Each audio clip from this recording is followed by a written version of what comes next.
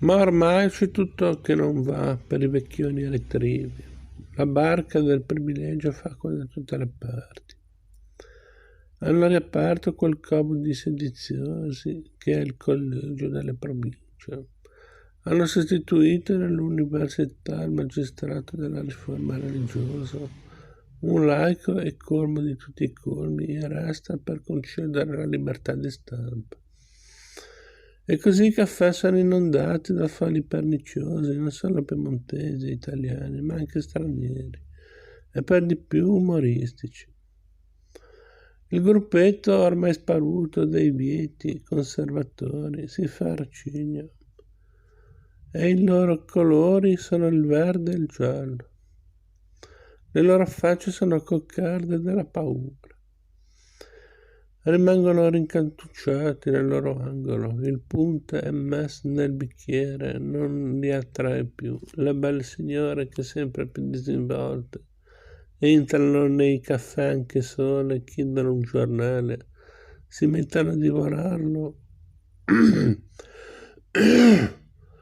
Punta anch'essa dalla tarantola dell'informazione, dell'indipendenza e del progresso. Magari hanno anche avuto l'audacia di provare una novità del velocipede o draisina.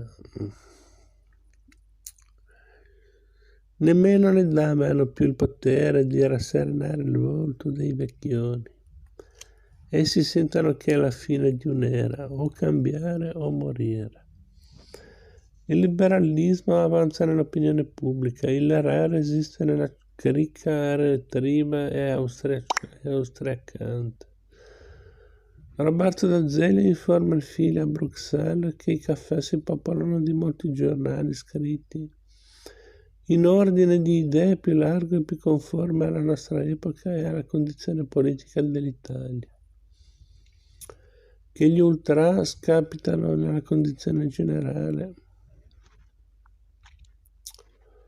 Nella considerazione generale, scusate, e sono guardati con sospetto. Voi siete austriacante, spaventa tanto quanto prima sentirsi dire siete liberali. Autunno del 47, entrano per le vetrate e i deliri della folla. Entrano per le vetrate i deliri della folla per la concessione delle riforme. Con disgusto dei vecchi si vedono sotto i portici confusi con i plebei, molti aristocratici. Non sanno questi che si suicidano. I caffè dove tanto si era perorato e discusso riversano i loro clienti nelle strade, a fiati escono dal Fiorio, dal Vassallo, dal Dailey, dall'Armi, dal Maddera, dal Progresso, dal Perla, dal Bifo, dal Saliera, dal Bedotti, dal Calosso, dal Commercio, dal Borsa, dal San Filippo, dal Saluzzo, dal Sardegna, dai brandisti, dai cioccolatieri, dai liquoristi, dalle tampe liriche, scusate. Escono a frotta, arrivano i clienti e vanno a ingrassare il fiume dell'esultanza per aver conquistato un primo grado di libertà senza rivoluzione. Ma bisogna dire che certi caffè avevano intuito l'importanza che i loro locali potevano assumere. Nel 1842 le nobiliari sale del caffè Vassallo, che prospettano sulla piazza San Carlo, acclamato dalla fama. Scrive il Cavalier Baratta sul Museo Scientifico Letterario. Inebriano per la loro eleganza, appaiono opere marmoree nell'ingresso in cui appare il casto e leggiamo il concetto del leoni. L'ingegnoso meccanismo della porta in cui, anziché aprirsi inabilmente sui cardini, spara dal guardo occultandosi in una laterale fessura, uno specchio con un lussureggiante cornice di fronte all'ingresso fa sì che gli insci credano la sala prolungata.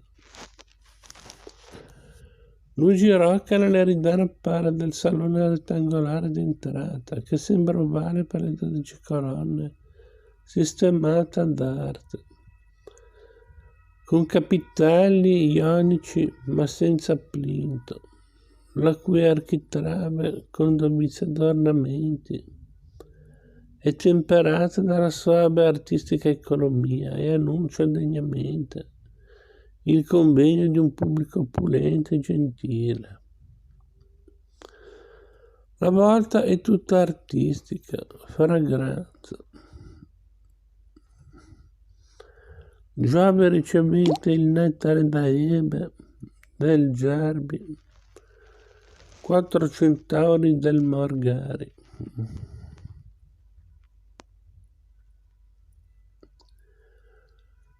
Il Bruneri ha scolpito le 4 arti che furono molto criticate. Nel salone dipinti di armi di battaglia, in quanto piazza d'armi e i suoi portici furono la prima infermeria dei feriti del 1706 e sulla piazza si ergeva l'altare dove Sebastiano Valfrè celebrava continue messe, incurante dei cannoni e delle granate. Durante il famoso assedio, i forestieri